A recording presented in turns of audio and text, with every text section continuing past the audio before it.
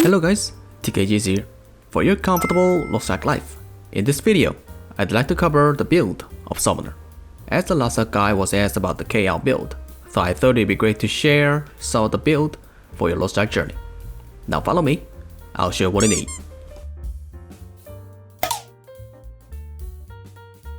Before I start this video, one thing you gotta know, this video is about the Summoner builds on KL. So some of the preference can be a little different with your region and skills or other setting. And of course, this video is only containing about the build based on statistic of KL server and community right now.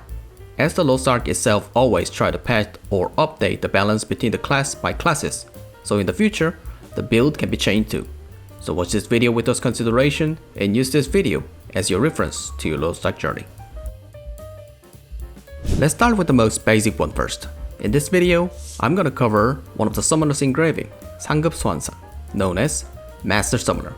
To make it quick, Master Summoner engraving is more like a class engraving that maximizes the DPS with your identity. As the Summoner DPS performance is highly relying on identity skill itself, so her DPS performance is highly depends on how fast you fill up identity gauge. So yes, she requires high specialization stat for your smooth and better gameplay. Like I mentioned in the beginning, Summoner based combat stat is specializations. Whatever you do for the Summoner, you always need specialization stat as a base stat. Currently, Summoner is available on two combat stat settings, one that uses the swiftness and one that uses the critical stat. And as you expect, using critical stat as an additional combat stat will experience real heavy and slow control. But in my personal experience, if you wish to reach the high ceiling with your Summoner, using critical stat is recommended. However, with the swiftness stat, you can feel more comfort on your control. Maybe I'm speaking pretty obvious. Also, with the swiftness stat, you can also have some better skill cooldown than the critical stat one. Engraving I use in this video is like this. This build is for the critical specialization combat stat setting. Maybe the most recommended setting for the Master Summoner build. And of course, it is kind of a best build for the guys who want to reach the high ceiling. In this build, you can almost have a 70 to 80% guaranteed critical rate. How is that possible? Well, let me show you. From the critical stat, you get 20 to 21%, 11.8% from the surety first strike bolt. From the hallucination set, you get 20%, 16% from the Master Summoner, and from the adrenals, you get 5%. So almost 70 to 80% critical rate is guaranteed for your Summoner itself. So with this setting, you could feel the pretty decent critical performance during the raid.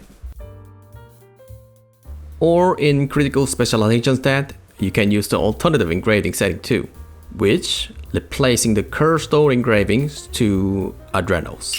If you do that, you can have an 80 to 90% critical rate during the gameplay.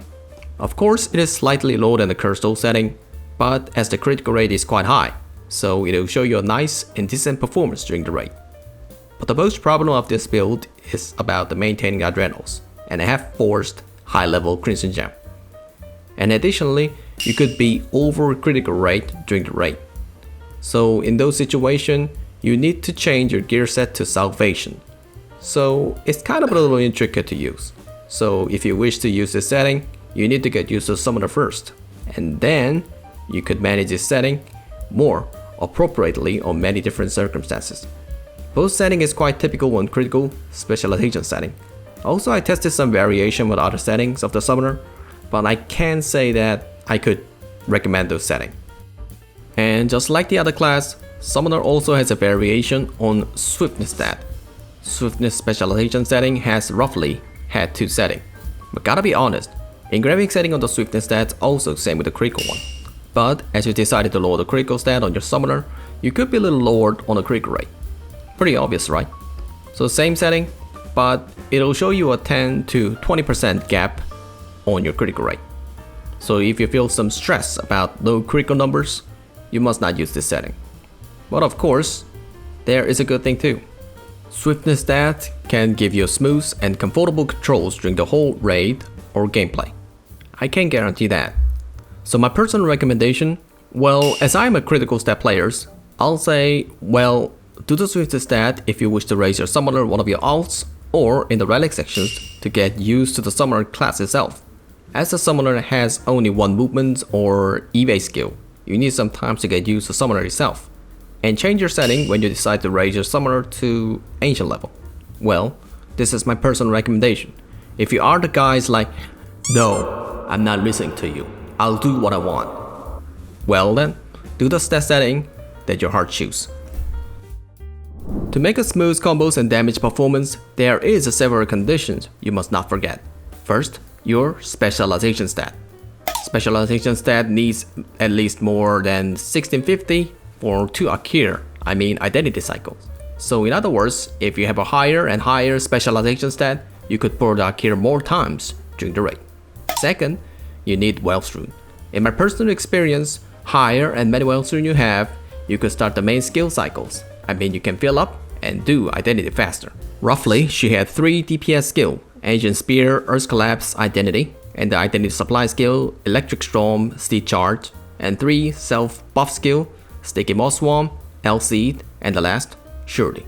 Sticky Moss Swarm and an L-Seed is for your attack power buff, and the Surety is for your critical rate buff. And the last, Counter, MP Recovery, Identity Supply skill, Water Elemental. So my skill composition is like this. I use 2 main DPS skill, and 2 Identity Supply skill, and 3 self buff skill, and 1 counter skill. In my personal experience, boundaries or the category of the summoner skill is quite ambiguous. It is more like a whole skill is used as a process for filling up the identity and giving the buff to identity. So more like a whole skill process is for one skill. Yes, identity. In other words, some of the damage performance is quite highly depending on how much you will effectively make a hit with your identity. To make her to show you high DPS performance and a better identity cycle, you need to raise your identity supply and synergy or self buff tripod. First tripod on the Sticky Moss Swarm, L-Seed, and Surety, and the third tripod on the Electric Storm, Water Elemental. And as a second priorities, Ancient Spear, Earth Collapse, second tripod on the Surety for better uptime, and first tripod on the Electric Storm. Gem setting is quite simple. You need both Annihilation for 3 main DPS skill and the Crimson Gem for the rest of the skills.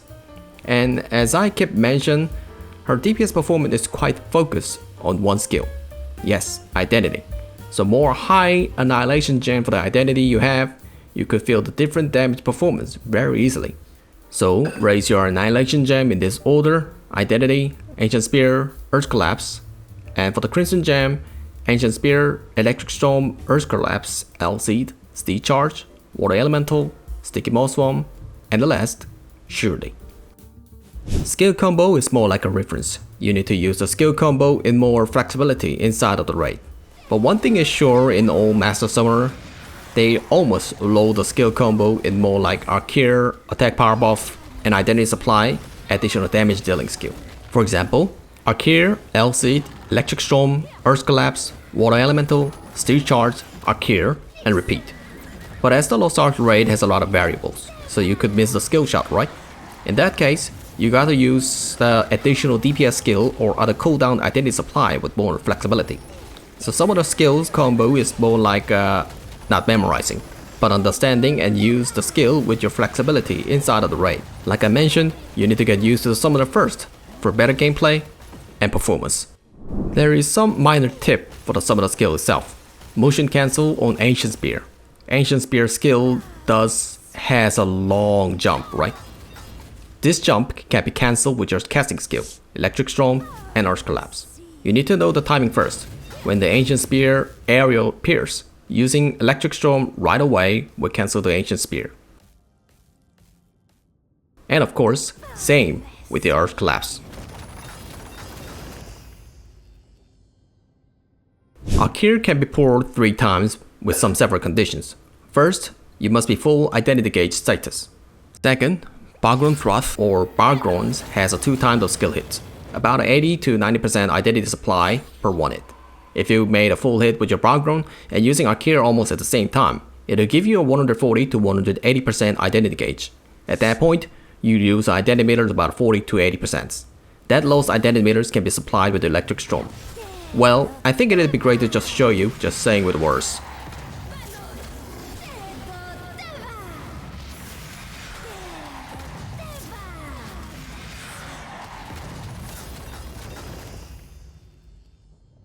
Of course, it'd be great to make a full hit like in a training room, but as you guys already know that in the most of the raid, you can't do it like in a theory.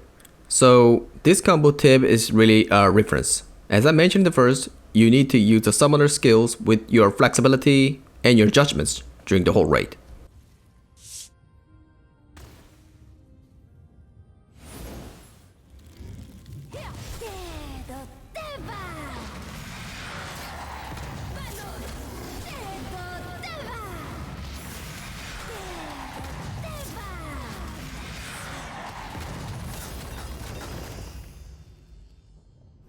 CD build is more like a preference too, but mostly I don't use a CD build of the summoner, because the summoner has a decent CD skills on identity, Phoenix, so I just go without changing the skill build. That's it for this video. Thanks for watching everyone, and always thanks for your big support. Hope this video was a little helped for your LostArk journey. And of course, once you get used to the identity supply, you can experience the full performance of her very soon. And of course, if you liked my videos, hit the sub for more upcoming infos. I'll come back with more useful infos in the next video.